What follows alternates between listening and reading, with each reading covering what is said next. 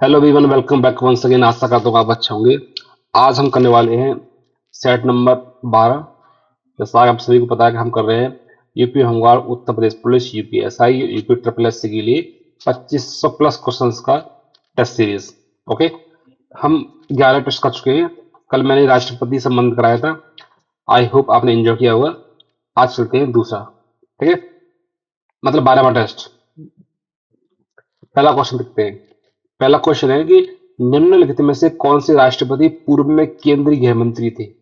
तो इस स्लाइड के मैं बताऊंगा आपको जो है कि कुछ क्वेश्चन ऐसे हैं जो आपको याद करने पड़ेंगे। ठीक है, मतलब 5 6 या 10 क्वेश्चन ऐसे हैं फैक्ट वाले हैं, तो आपको हो सकता है आपको याद करने पड़े। ठीक है, तो निम्नलिखित में से कौन से राष्ट्रपति पूर्व में केंद्रीय गृह मंत्री थे। तो इसका आंसर हो जाएगा बी, ज्ञानी जैल सिंह। ठीक है, तो आपको याद करना है। नेक्स्ट क्वेश्चन, भारत के राष्ट्रपति निर्वाचित होने से पूर्व निम्न में कौन उपराष्ट्रपति नहीं थे। उपराष्ट्रपति नहीं थे, कौन से थे। ज्ञानी जैल सिंह, ये जो केंद्रीय गृह मंत्री थे ना, ये नहीं थे। D is right answer. Bharat के तीसरे राष्ट्रपति थे, तीसरे राष्ट्रपति का नाम बताइए। उनका नाम था डॉक्टर जाकिर हुसैन। ठीक है, सी इज राइट आंसर। सबसे लंबे समय तक भारत के राष्ट्रपति कौन रहे, बताइए। वो थे डॉक्टर राजेंद्र प्रसाद। रहे थे क्योंकि ये लगातार रहे हैं, 2 टर्म इनके रहे हैं। ठीक है, तो आपको याद होना चाहिए। तो ए इज राइट आंसर। भारत का राष्ट्रपति चुने जाने वाले प्रथम गैर कांग्रेसी उम्मीदवार कौन थे। गैर कांग्रेसी, वो थे Neelam Sanjiva Reddy. B is right answer. क्यों? क्योंकि ये उस टाइम की बात है जब देश में नेशनल इमरजेंसी लगी हुई थी और कांग्रेस की बदनामी बहुत हो गई थी, उससे लोग हेट कर रहे थे। उस समय जनता पार्टी की सरकार थी, जनता पार्टी की सरकार बनी और उसने इनको इनको जो है नीलम संजीव रेड्डी को जो है राष्ट्रपति के रूप में निर्वाचित किया, वो भी निर्विरोध, मतलब चुनाव के बिना। तो बी इज राइट आंसर। मतलब जब ये बने थे उस समय जनता पार्टी की सरकार थी, कांग्रेस जा चुकी थी, क्योंकि कांग्रेस की बदनामी बहुत हो गई थी, इमरजेंसी लगा दी थी उसने, लोगों को जेल में डाल दिया था। नेक्स्ट क्वेश्चन, भारतीय राष्ट्रपति के सर्वसम्मति से चुने जाने वाले अभी तक एकमात्र राष्ट्रपति कौन थे। नीलम संजीव रेड्डी, क्योंकि निर्विरोध चुने गए थे। आगे पता होना चाहिए। ठीक है, निम्नलिखित में से कौन कभी भारत के राष्ट्रपति नहीं रहे। तो नहीं कौन रहे, डॉक्टर बी आर अम्बेडकर भी नहीं रहे। ये तो पहले कानूनी मंत्री थे ना। ये भी रहे हैं, ये भी रहे हैं, ये भी रहे हैं। D is right answer. स्वतंत्र भारत के प्रथम राष्ट्रपति कौन थे। हमसे ही पता कौन थे, डॉक्टर राजेंद्र प्रसाद। निम्नलिखित में कौन लगातार 2 बार राष्ट्रपति रहे, कौन रहे, डॉक्टर राजेंद्र प्रसाद लगातार 2 बार रहे हैं। देखो सारे ये कुछ क्वेश्चन जो है मतलब इसमें फैक्ट वाले हैं। जैसे कॉन्सेप्ट आएगा, मुझे लगेगा कुछ बताना चाहिए अपना एक्स्ट्रा, तो मैं हम बता दूंगा। ठीक है, तो भारतीय संविधान में कौन सा अनुच्छेद राष्ट्रपति पद के लिए पुनर्निर्वाचित की योग्यता निर्धारित करता है। मतलब दोबारा से निर्वाचित होने कौन होता है, आर्टिकल 57। ठीक है, अब देखो यहाँ कुछ आर्टिकल मैं बता देता हूँ। तो ये आर्टिकल जो आर्टिकल 52 कहता है राष्ट्रपति के बारे में, राष्ट्रपति राष्ट्रपति के बारे में बात करता है। ओके, ये बात करता है आपका जो निर्वाचन मंडल, निर्वाचन मंडल। और तीसरी बात करता है निर्वाचन की पद्धति, किसकी, राष्ट्रपति की पद्धति, पद्धति। ठीक है, और ये तो बताइए जो D is right answer. Janata party के शासन के दौरान भारत के राष्ट्रपति कौन थे, नीलम संजीव रेड्डी, जो मैंने आपको पहले बता दिया है। भारत के किस राष्ट्रपति की मृत्यु कार्यकाल पूर्ण होने से पूर्व हो गई थी। देखिए ऐसे 2 राष्ट्रपति हैं जिनकी कार्यकाल से पूर्ण होने से पहले ही मृत्यु हो गई। एक तो थे आपके जो है डॉक्टर जाकिर हुसैन, ठीक है, एक थे फखरुद्दीन अली अहमद। तो इसमें क्या हुआ, सी इज राइट आंसर। ऑप्शन में वो है नहीं है, तो सी इज राइट आंसर। भारतीय संघ के प्रतिनिधि रूप में कार्य करने वाले भारत का सर्वोच्च संवैधानिक पदाधिकारी कौन होता है। तो सर्वोच्च संवैधानिक पदाधिकारी कौन होता है, होते हैं आपके भारत के राष्ट्रपति। B, B is right answer. ठीक है, नेक्स्ट क्वेश्चन। तो यहाँ पे एक क्वेश्चन पूछा जाता है कभी कभी कि संघ की कार्यपालिका का वास्तविक प्रमुख कौन होता है, मतलब रियल। तो रियल हुआ होगा पीएम, मतलब प्राइम मिनिस्टर। और पूछे संवैधानिक प्रमुख कौन होंगे, मतलब कॉन्स्टिट्यूशनल हेड या नॉमिनल कह सकता है इसके बारे में, नॉमिनल, नॉमिनल, नामात्र का, हिंदी में कहते हैं ना, नामात्र, मात्र का प्रमुख कौन होता है, वो होता है भारत के राष्ट्रपति। ये तो रियल का वास्तविक, इसको हिंदी में बोला जाता है वास्तविक। ओके, तो बी इज राइट आंसर। निम्नलिखित में से भारत का राष्ट्रपति किसकी नियुक्ति नहीं करता है। देखिए भारत के राष्ट्रपति किसकी नियुक्ति नहीं करते हैं, देखिए इसका सही आंसर हो ए, उपराष्ट्रपति की नियुक्ति नहीं करते। ठीक है, प्राइम मंत्री करते हैं, राज्यपाल की करते हैं और मुख्य निर्वाचन आयुक्त की भी करते हैं। यहाँ कुछ आर्टिकल्स लिख देते हैं, जैसे कि आप देखोगे उपराष्ट्रपति का आर्टिकल है, आर्टिकल कौन सा है, आर्टिकल 63। प्राइम मिनिस्टर का आर्टिकल देखें तो है आपका आर्टिकल 75। राज्यपाल का देखें तो आर्टिकल 153 और मुख्य निर्वाचन आयुक्त का आर्टिकल दिए हुए आर्टिकल 324 में उनका उल्लेख किया गया। ये आर्टिकल्स भी आपको साथ साथ याद हो जाने चाहिए। ओके,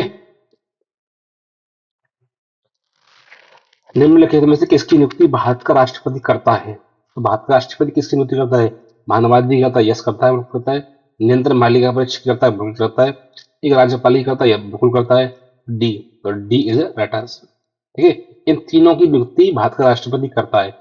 अब महानवादी की बात करोगे तो कौन से आर्टिकल में मिलने वाला है, आर्टिकल 76 में।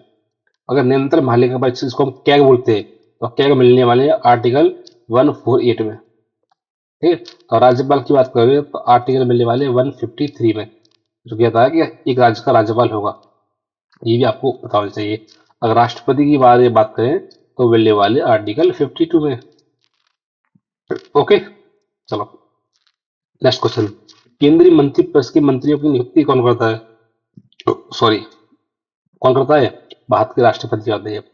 किससे कहने पर, प्राइम मिनिस्टर कहने पर करते हैं। और कौन सा आर्टिकल के तहत करते हो, तो यहाँ पे दो चीज आपको याद रखनी है, आर्टिकल 74 और आर्टिकल 75। आर्टिकल 74 जो होता है वो मंत्री परिषद से संबंधित है, काउंसिल ऑफ मिनिस्टर से। ठीक है, और प्राइम मिनिस्टर और मंत्री की नियुक्ति संबंधित होता है वो होता है आर्टिकल 75। तो अंतर आप देख लेना। ठीक है, तो अगर मंत्री की नियुक्ति कौन करता है, तो मंत्री की नियुक्ति करता है राष्ट्रपति आर्टिकल 75 के अंतर्गत। आर्टिकल 75 कहता है कि प्रधानमंत्री की नियुक्ति राष्ट्रपति करेगा, अन्य मंत्रियों की नियुक्ति राष्ट्रपति प्रधानमंत्री की सलाह पे करेगा। मतलब प्रधानमंत्री कहेगा उन्हीं व्यक्तियों की मंत्री के रूप में नियुक्ति करेगा रात का राष्ट्रपति। ओके, तो ये आर्टिकल आप याद रखना है, आर्टिकल 75। Next question. निम्नलिखित में से किसकी नियुक्ति भारत के राष्ट्रपति द्वारा नहीं होती है, किसकी नहीं होती है, देखो नहीं बुझाए तो मैंने आपको बताया कि नहीं को पहले करना है सर्किल। लोकसभा अध्यक्ष, भारत के मुख्य न्यायाधीश, सेना प्रमुख या इनमें से कोई नहीं। तो नहीं करता किसकी करता है, एक ही नहीं करता है। ठीक है, क्या हुआ, लोकसभा अध्यक्ष, लोकसभा अध्यक्ष की नियुक्ति नहीं करता है, ये राइट आंसर। ठीक है, भारत के राष्ट्रपति की मर्जी तक निम्नलिखित में कौन अपने पद पर बना रहता है, मर्जी तक कौन रहता है, तो इसका आंसर क्या होगा, देखो इसका आंसर होगा सी, सी इज राइट आंसर। क्योंकि राज्यपाल की नियुक्ति होती है वो राष्ट्रपति के विवेक पर डिपेंड करती है, राष्ट्रपति की मर्जी पर डिपेंड करती है। ठीक है, ये आप क्या करना है, क्योंकि राज्यपाल जो होता है वो एजेंट होता है किसका, राष्ट्रपति का, इसलिए वो उसी की प्रति जवाबदेह होता है क्योंकि वही उसकी नियुक्ति करता है। बाकी सभी जो होते हैं संविधान में इनको उठाने का पूरा पूरा प्रोसेस दे रखा है और ये सही सही संवैधानिक पोस्ट है। जैसे आप भारत के सर्वोच्च न्यायालय की बात करोगे तो आर्टिकल 124 में, और चुनाव आयोग की बात करोगे तो आर्टिकल मिलने वाला है आपको कितने, 324 में। राज्यपाल मिलने वाले हैं आर्टिकल 153 में और लोकसभा अध्यक्ष मिलने वाले हैं आर्टिकल 93 में। ठीक है, आप पूछोगे आपको राज्यपाल को क्यों नहीं मतलब मर्जी पे रहता है, तो राज्यपाल एक एजेंट होता है, तो इसका क्या होता है कि मतलब ज्यादा कोई रोल नहीं है, वो केवल राज्यों के ऊपर नियंत्रण स्थापित करने के लिए भारत के राष्ट्रपति इसका नियुक्ति करते हैं। ठीक है, तो ये हुआ सी इज राइट आंसर। निम्नलिखित में किसी राष्ट्रपति नियुक्त नहीं करता है, किसको नहीं करता है, तो नहीं है, नहीं सर्कल में, ये करता है, बिल्कुल करता है, ये ना, yes, B is right answer. ठीक है, बी इज राइट आंसर, क्योंकि आप खत्म कर दिए है तो क्या है इसकी नीति आयोग है, नीति आयोग, नीति आयोग। अब फाइनेंस कमीशन की बात करें तो फाइनेंस कमीशन का आर्टिकल है 280 में इसका उल्लेख किया गया, ठीक है। और राजभाषा आयोग की बात करेंगे तो आर्टिकल 344 में इसका उल्लेख किया गया है, ठीक है। और संघ लोक सेवा आयोग की बात करेंगे तो आर्टिकल 315 में इसका उल्लेख किया गया है, ये आपको याद रखना है, ठीक है। वित्त आयोग और राजभाषा आयोग और संघ लोक सेवा आयोग ये तीनों संवैधानिक आयोग है, क्योंकि संविधान में इनका उल्लेख किया गया है, ठीक है। नीति आयोग या योजना आयोग कोई संवैधानिक आयोग नहीं है, ये भी आपको याद रखना है, क्योंकि संविधान में इसका कहीं भी उल्लेख हमें देखने को नहीं मिलता है। निम्न में से किसके लिए किसी पूर्व संसदीय अनुभव की आवश्यकता नहीं है, मतलब अनुभव की आवश्यकता नहीं है, किसके नहीं है, किसी की नहीं है, न इनकी है, न इनकी है, न इनकी है, नहीं। कोई भी व्यक्ति पहली बार भी भारत का प्रधानमंत्री बन सकता है, भारत का वित्त मंत्री बन सकता है, भारत का राष्ट्रपति भी बन सकता है। तो डी इज राइट आंसर। निम्न किसी भी अभिव्यक्ति की फांसी की सजा को कम करने का अधिकार किसके पास होता है? फांसी की सजा को माफ करने का अधिकार केवल और केवल भारत के राष्ट्रपति के पास होता है, न कि राज्यपाल के पास। ये आपको याद रखना है। वो आर्टिकल कौन सा है जिसके तहत माफ करता है? वो आर्टिकल 72, ठीक है। और राष्ट्रपति का आर्टिकल देखिए कहाँ लिखा है, आर्टिकल 52 में इसका उल्लेख किया गया है।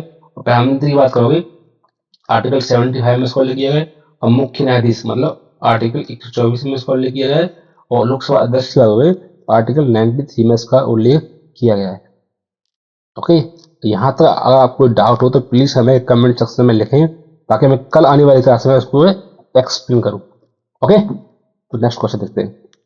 राष्ट्रपति द्वारा संसद के दोनों सदनों के लिए कुल कितने सदस्यों को नामित किया जाता है? ठीक है, यहाँ पे कॉन्सेप्ट है, पार्लियामेंट के दो हाउस होते हैं, इसको हम बोलते हैं संसद।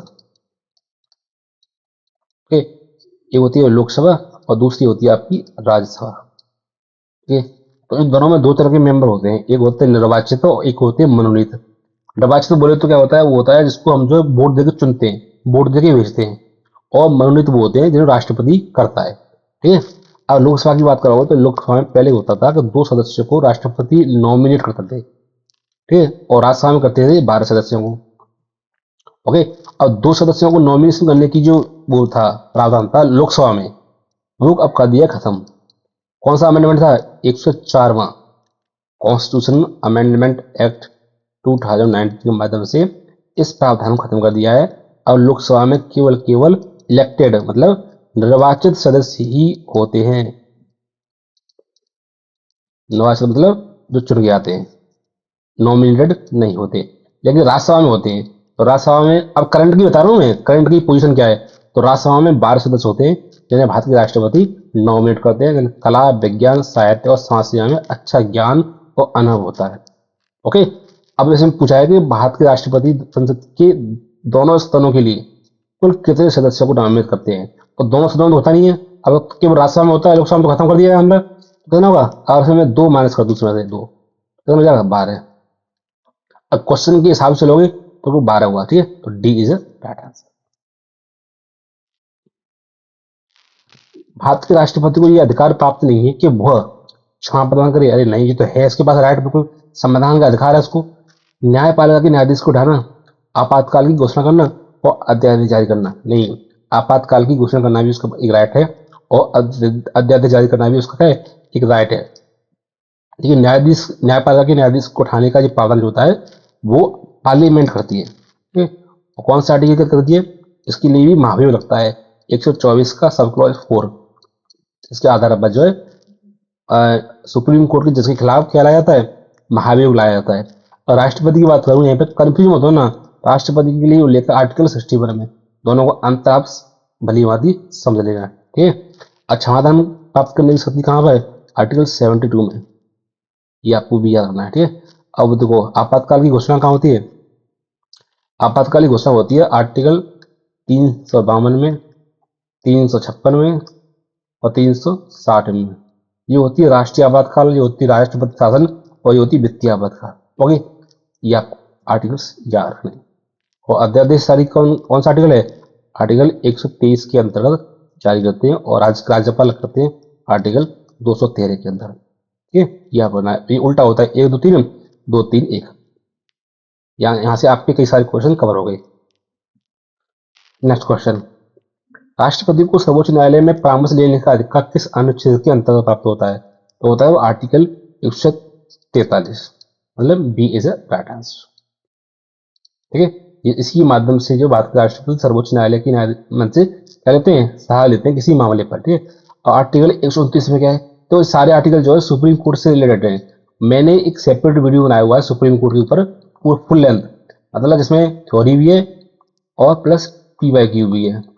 तो हाँ, मैंने डिटेल में सारे आर्टिकल्स बताए हैं, 129 में क्या है, 132 में क्या है, खाली 32 में क्या है। ठीक है, तो वहां जाके आप देख सकते हैं। क्षमा का अधिकार प्रदान करने का कार्य कौन करता है? तो क्षमा कौन करता है? भारत के राष्ट्रपति करती है, आप सभी को पता है। ठीक है, वो कौन सा आर्टिकल? आर्टिकल 72 में राष्ट्रपति के लिए क्या होती है, क्षमादान शक्ति का जो है उल्लेख किया गया, ये आपको याद रखना है, भूलना नहीं है बिल्कुल भी किसी की बात पर। ठीक है, और प्रधानमंत्री की आर्टिकल की बात करो तो आर्टिकल 75 में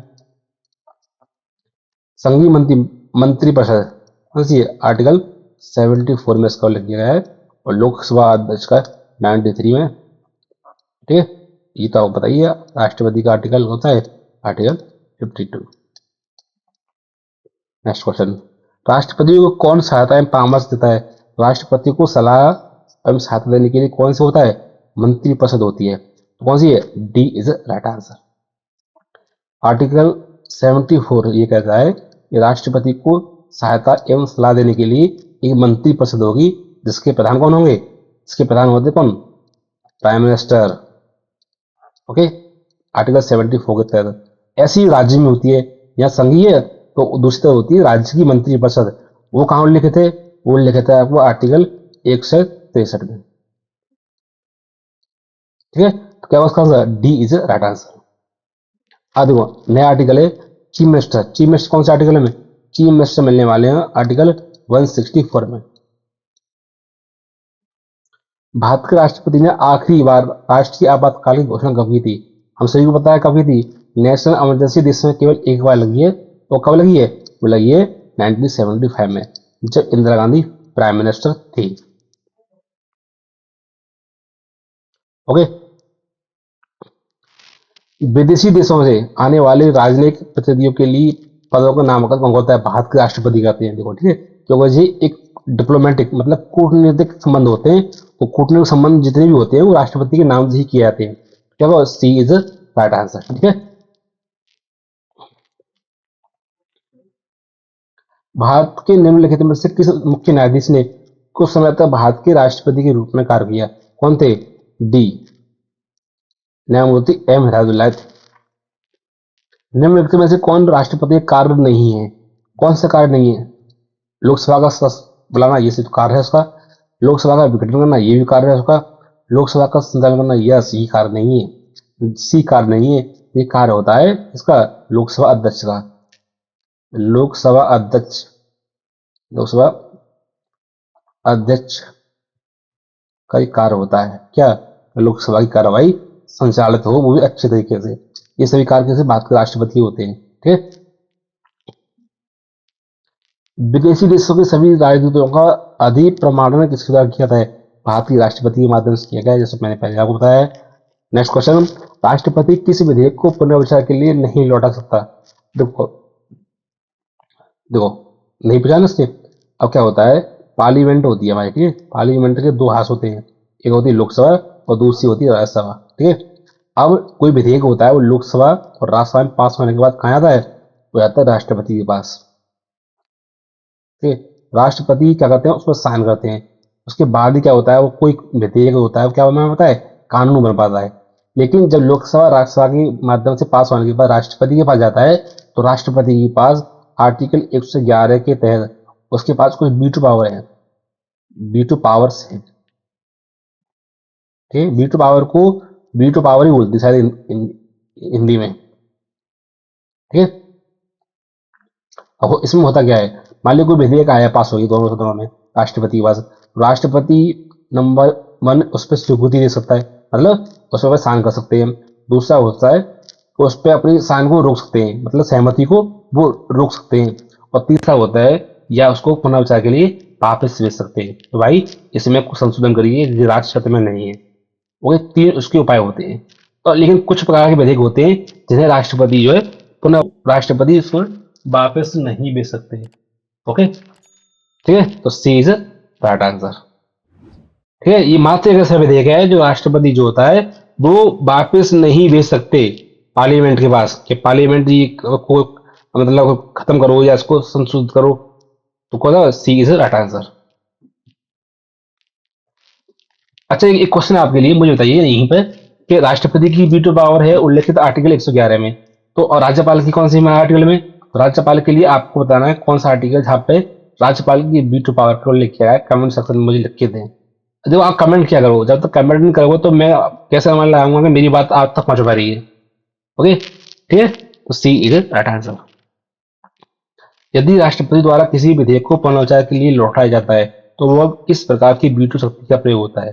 देखो, यही मैं बता देता हूँ। ये होता है, मान ली वापस लौटाया आपने कोई विधेयक, ठीक है, तो इसको बोलते हैं सस्पेंशन, ये निलंबन, निलंबन, ठीक है, निलंबन वीटो बुलाता है। मतलब वापस लौटाने की प्रक्रिया को बुलाता है निलंबन veto, suspension veto, suspension English में बोलते हैं सस्पेंशन वीटो। ओके, तो इसमें पूछा है कि वापस लौटाने की प्रक्रिया क्या कहलाती है? बुलाती है सस्पेंशन वीटो। तो बी इज राइट आंसर। तो राष्ट्रपति निम्न में किस विषय पर अध्यादेश जारी कर सकते हैं? जो राष्ट्रपति की अध्यादेश जारी करने की पावर जो कहाँ है, उल्लेखित है आर्टिकल 123 में। ये पहले आपको याद रखना है। और राष्ट्रपति कहाँ उल्लेखित है? राष्ट्रपति आर्टिकल 52 में उल्लेखित है। अब पूछा है कि राष्ट्रपति निम्न में से किस विषय पर अध्यादेश जारी कर सकते हैं? देखो, अध्यादेश की पावर और पार्लियामेंट की जो कानून की पावर होती है वो समकक्ष होती है, उनमें कोई डिफरेंस नहीं होता है। और जाहिर सी बात है, कॉमन सेंस वाली बात है, जिस पे पार्लियामेंट कानून बना सकती है उसी पर जो है अध्यादेश जारी किया जा सकता है। ठीक है, तो पार्लियामेंट किन में कानून बना सकती है? पार्लियामेंट कानून बना सकती है किस पे? संघ सूची और संबद्ध सूची, इन दोनों पे कानून बना सकती है। राज्य पे कानून नहीं बना सकती, याद रखना। राज्य सूची पे कानून जब भी बनाएगी पार्लियामेंट जब देश में इमरजेंसी लगी हो या राज्य में राष्ट्रपति शासन लगा हो तब। नॉर्मल कंडीशन में जो है पार्लियामेंट जो है राज्य सूची के विषय पे कानून नहीं बनाती है। ठीक है, तो ये पूछा है कि राष्ट्रपति निम्न में किस विषय पे अध्यादेश जारी करता है? जिन पे पार्लियामेंट कानून बना सकते हैं उसी पर। ठीक है, तो डी इज राइट आंसर। राष्ट्रपति किस सूची के विषय पर अध्यादेश जारी नहीं कर सकता? किस पर नहीं जारी कर सकता? 5C पर नहीं कर सकता है। राज्य सूची पर अध्यादेश जारी नहीं किया जा सकता है नॉर्मल कंडीशन में, ये आपको याद रखना है। निम्न में से किस परिस्थिति में राष्ट्रपति अध्यादेश जारी नहीं कर सकता? नहीं कर सकता जब केवल राज्यसभा सत्र में हो, जब केवल लोकसभा सत्र में हो, जब दोनों सदन सत्र में हो, जब दोनों सदन सत्र में ना हो। तो वह नहीं पूछा ना, कब नहीं कर सकता? सी, जब दोनों सदन सत्र में हो तब उसको जो है लागू नहीं किया जाता है। क्यों? क्योंकि ऑर्डिनेंस जब जारी किया जाता है जब पार्लियामेंट के कोई हाउस है या लोकसभा हो, राज्यसभा हो या दोनों हो, वो सेशन में ना हो। हमारी पार्लियामेंट सेशन में, लोकसभा भी सेशन में और राज्यसभा की सेशन में, और तब आप अध्यादेश जारी कर रहे हैं, तो इसका मतलब ये है कि आप असंवैधानिक कार्य कर रहे हैं। मतलब पार्लियामेंट आप चल रही है और उसके बावजूद भी आप ऑर्डिनेंस जारी करवा रहे हैं राष्ट्रपति से, तो गलत है। ठीक है, असंवैधानिक बोला जाएगा उसको। तो उसका answer C is right answer. Ordinance की पावर है वो आर्टिकल 123 में राष्ट्रपति के लिए, और राज्यपाल के लिए आपको मिलने वाली है आर्टिकल 213। ये भी आपको पता होना चाहिए।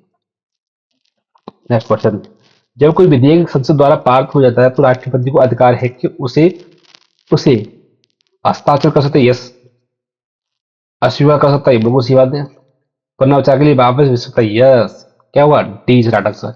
तीनों काम कर सकते हैं। ये तो देखा, ये तो मैंने आपको बताया था भी पीछे, ये तो मैंने आपको यहाँ बताया था यहाँ पे सारी चीजें, 1 2 3।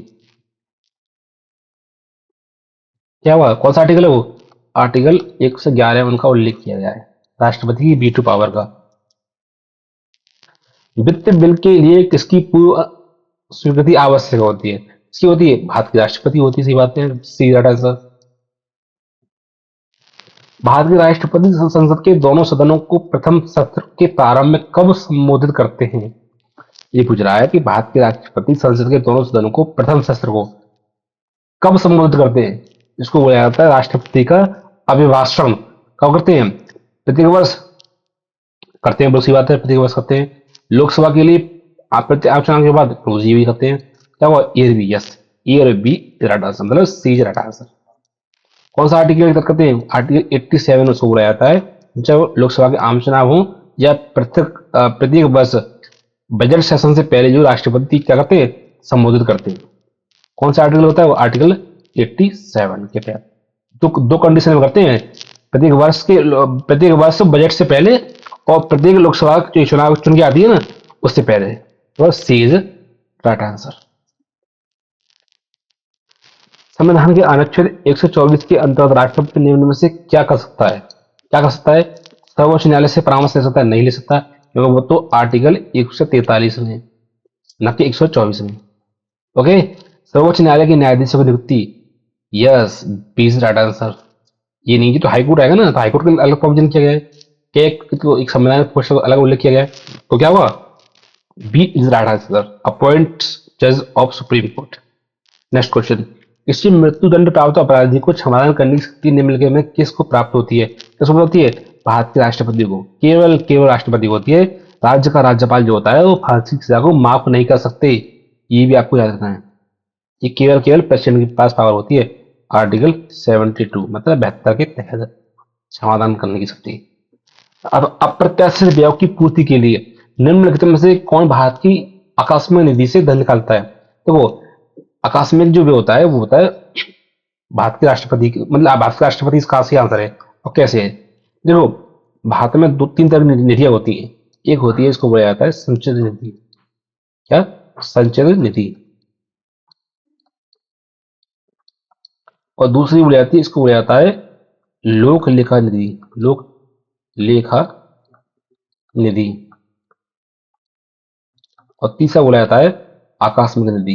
इसको बोला जाता है अप्रत्याशित व्यय, आकस्मिक निधि। ठीक है, तो आकस्मिक निधि से अप्रत्याशित व्यय के लिए कहां से जारी किया जाएगा? आकस्मिक निधि से। और आकस्मिक निधि किसके अंडर में काम करती है? राष्ट्रपति की। ये भी आपको याद रखना है, राष्ट्रपति के अंदर काम करती है। और भारत की संचित निधि वो काम करती है संसद के अंडर, मतलब संसद के परमिशन के बिना आप भारत की संचित निधि से पैसा नहीं निकाल सकते। ठीक है, उसके लिए बिल लाया जाता है, उसका नाम होता है विनियोग बिल, विनियोग विधेयक।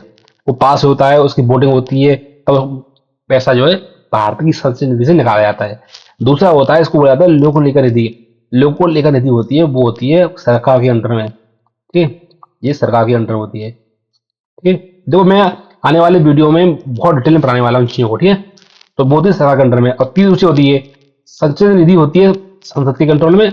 लोक लेखा निधि होती है, वो होती है सरकार के कंट्रोल में। और आकस्मिक निधि होती है, वो भारत के राष्ट्रपति के अंडर में होती है। मतलब इनडायरेक्ट तरीके से देखा जाए तो ये सरकार के अंडर में ही होती है, क्योंकि सरकार कहती है वही तो काम करते हैं राष्ट्रपति।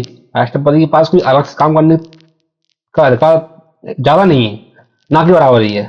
ठीक है, तो ये भी सरकार है, ये भी सरकार है। आर्टिकल देखोगे तो भारत की संसद निधि मिलने वाली है आर्टिकल 266 का 1 में, और लोक लेखा निधि मिलने वाली है आर्टिकल 266 का 2 में, और आकस्मिक निधि मिलने वाली है आर्टिकल 267 में। ये भी आपको याद है। देखिए आगे मल्टीपल क्वेश्चन आपको जो है ऐसा सॉल्व हो सकते हैं। ओके, नेक्स्ट क्वेश्चन, निम्नलिखित में कौन सा अधिकार भारत के राष्ट्रपति की प्राप्त नहीं है? कौन नहीं होता है? उच्च न्यायालय के न्यायाधीश को नियुक्ति तो है, उसके बाद बैठा है। उच्च न्यायालय के न्यायाधीश को प्रतिष्ठाना, यस, बी नहीं है, बी नहीं होता है, बी नहीं होता है। इसके लिए अलग से महाभियोग की पूजा का उल्लेख किया गया है, वो किया गया आर्टिकल 124 का सब क्लॉज 4 में उसका उल्लेख किया गया है। ठीक है, तो ये तो और सी की बात करूं तो प्रधानमंत्री की नियुक्ति राष्ट्रपति करते हैं, और अन्य मंत्री की नियुक्ति राष्ट्रपति प्रधानमंत्री कहने पर करते हैं। तो सी तो सही है। संसद का अधिवेशन आउट करना तथा उसका सस्ता अवसान करना, ये भी राष्ट्रपति का क्या अधिकार है? कौन से आर्टिकल में? आर्टिकल देखो 85 में। आर्टिकल 85 के तहत वो संसद के सत्र बुलाते हैं, सस्ता अवसान करते हैं और उनका विघटन भी करते हैं। कौन? भारत के राष्ट्रपति। ये आप आइए आर्टिकल्स को याद करना। कौन? 85 को। अगर पूछा नहीं करते बी नहीं करते ना, बी इज राइट आंसर। किन किन परिस्थितियों में राष्ट्रपति संसद का संयुक्त अधिवेशन आहूत करते हैं? ज्वाइंट सेशन कब बुलाते हैं, ये पूछा है। एक संघ द्वारा विधेयक की प्राप्ति के 6 माह तक कोई कार्रवाई न करना। उपयुक्त सही परिस्थिति बताइए, उसका आंसर होगा D. D is a right answer. तो तीनों परिस्थितियां हैं जिसके जो है संयुक्त बैठक बुलाई जाती है। अब पूछेंगे पूछेगा क्वेश्चन, संयुक्त बैठक कहाँ उल्लेखित है? तो संयुक्त बैठक के आर्टिकल 108 में उल्लेखित है। कौन जारी करता है? भारत के राष्ट्रपति। ये भी आपको पता होना चाहिए। ये क्वेश्चन पूछ लेगा कि संयुक्त बैठक कौन आहुत करता है? भारत के राष्ट्रपति। कौन सा आर्टिकल है? आर्टिकल 108। ये आपको याद रखना है। और कब जारी किया जाता है? जब जारी किया जाता है जब किसी बिल को लेकर या किसी विधेयक के संदर्भ में दोनों हाउस में क्या होता है, गतिरोध उत्पन्न हो जाता है। तो गतिरोध यहाँ दे रखा है, कौन कौन से गतिरोध होते हैं। ओके, तो इसमें होगा डी इज राइट आंसर। हाँ, एक क्वेश्चन और है कि ज्वाइंट सेशन होता है, संयुक्त बैठक होती है, उसकी अध्यक्षता कौन करता है? उसकी अध्यक्षता करते हैं लोकसभा अध्यक्ष। लोकसभा अध्यक्ष। Okay, D is right answer. इस स्थिति के आधार पर संसद का राष्ट्रपति भारत की आकस्मिक निधि से धन व्यय कर सकता है। मैंने बताया ना, आकस्मिक निधि है वो भारत के राष्ट्रपति के अंडर में आती है। भारत के राष्ट्रपति के अंडर में मतलब इनडायरेक्ट तरीके से सरकार के अंडर में। ठीक है, तो कौन सा है वो? किसी भी स्वीकृति की आवश्यकता नहीं होती। Yes, D is right answer. स्वीकृति की आवश्यकता जब होती है जब भारत की संचित निधि से पैसा निकाला जाता है। अगर इस निधि से पैसा निकालोगे तो आपको पार्लियामेंट की क्या होगी? परमिशन चाहिए होगी।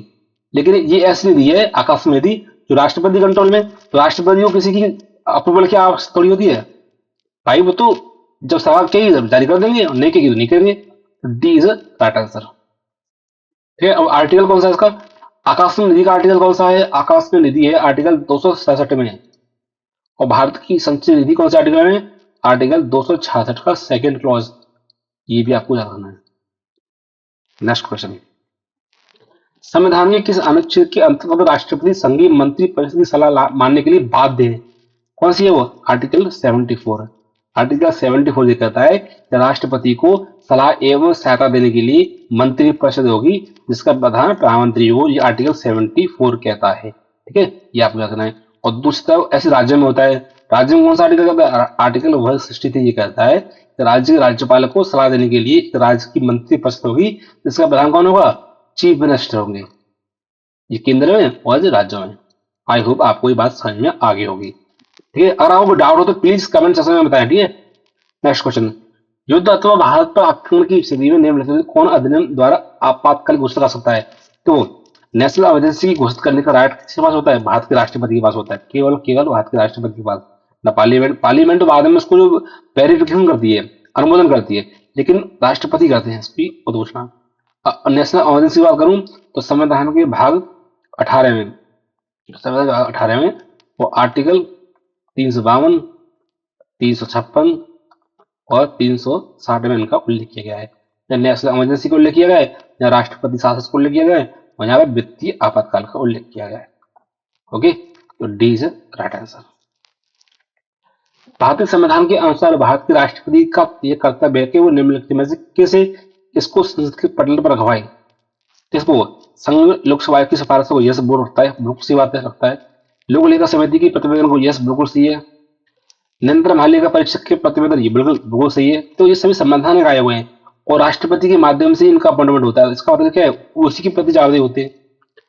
राष्ट्रीय अनुसूचित जाति आयोग का प्रतिवेदन, यस ये भी है। तो इसमें चारों से होगा। D is right answer. ठीक है, और संघ लोकसभा आयोग की बात करूं तो आर्टिकल 315 में इसका उल्लेख किया गया है। ठीक है, अगर लोक लेखा समिति की बात करोगे तो ये कमेटी जो होती है ना, ये 3-4 कमेटी होती है। लोक लेखा समिति, प्रांगण समिति, और उसके अलावा एक होती है वो, एक होती है सरकारी उपक्रम की समिति। तीन समिति होती है। इन पर मैं सेपरेट वीडियो लगाऊंगा तब मैं बताऊंगा। ठीक है, हालांकि इनके कोई खास आर्टिकल में उल्लेख नहीं है, फिर प्रतिवेदन की बात है तो कर सकता है। ठीक है, अब नियंत्रण मालिक परिषद की बात करेंगे तो वो मैंने आर्टिकल 148 में उल्लेख किया गया है। और अनुसूचित जाति आयोग आर्टिकल 338 में उल्लेख किया गया है। ठीक है, संवैधानिक आयोग है यहाँ ना। अनुसूचित राष्ट्रीय अनुसूचित जाति आयोग एक संवैधानिक आयोग है क्योंकि संविधान में उल्लेख किया गया है। आर्टिकल 338 ए में है राष्ट्रीय अनुसूचित जनजाति आयोग, और आर्टिकल 338 बी में राष्ट्रीय पिछड़ा वर्ग आयोग। तीनों आयोग है संवैधानिक आयोग है। या कंफ्यूज मत होना, कौन है? संवैधानिक आयोग है तीनों, क्योंकि संविधान में इनका उल्लेख किया गया है। ओके, चलिए नेक्स्ट क्वेश्चन देखते हैं। लोकसभा निम्नलिखित में से किसके द्वारा भंग की जाती है? तो लोकसभा किसके द्वारा भंग की जाती है? भारत के राष्ट्रपति के द्वारा की जाती है, मतलब प्रधानमंत्री के कहने पर। ये बात सच है, तो बी इज राइट आंसर। तो कौन से आर्टिकल के तहत जो होता है? ये होता है आर्टिकल 85 के तहत। मतलब जब प्रधानमंत्री को लगता है कि मुझे लोकसभा में बहुमत प्राप्त नहीं है, तो ऐसी परिस्थिति में वो राष्ट्रपति से आग्रह करता है कि राष्ट्रपति जी लोकसभा को भंग कर दो और नए चुनाव कराने की जो है बात आगे बढ़ाओ, ठीक है, ताकि नई लोकसभा गठित होकर आए। तो कौन करता है? वो राष्ट्रपति करते हैं, लेकिन प्रधानमंत्री कहने पर। कौन सा आर्टिकल है? आर्टिकल 85, ये आपको याद रखना है। राष्ट्रपति निम्नलिखित में किस परिस्थिति में आपातकाल की घोषणा कर सकता है? आपातकाल की घोषणा कब की जाती है? प्रधानमंत्री की मौलिक परामर्श पर, प्रधानमंत्री तथा मंत्रिमंडल से लिखित परामर्श पर, स्ववियोग से, संसद द्वारा बहुमत से पारित करने पर। देखो, इसका आंसर होगा B. B is right answer. प्रधानमंत्री और मंत्रिमंडल के लिखित परामर्श पर करते हैं, ठीक है, बाद में पार्लियामेंट उसको क्या करती है? पास करती है। तो बी इज राइट आंसर। ठीक है, इमरजेंसी का तो पता ही होगा, कौन सा आर्टिकल? भाग 18 में वो आर्टिकल 352, 356, 360 में इनका उल्लेख किया गया है। ठीक है, तो आई होप आपने वीडियो आपने एंजॉय किया हुआ। ये थे हमारे 50 क्वेश्चन। कोई कोई भी डाउट हो आपका, प्लीज हमें कमेंट सेक्शन में बताएं, ताकि आने वाली क्लास में उसको मैं एक्सप्लेन करूं। ये हमारा कुछ होता है डेली 5 बजे, एक होता है आपका 7 बजे। ठीक है, यहाँ पे आप जुड़ना ना भूलें। ये हमारा टेलीग्राम चैनल का डिस्क्रिप्शन लिंक दे रखा है, आप जुड़ जाए। आप सभी का स्वागत है, और बहुत अच्छे लेवल के क्वेश्चन यहाँ हम सॉल्व कर देते हैं। मिलते हैं कल। Thank you so much.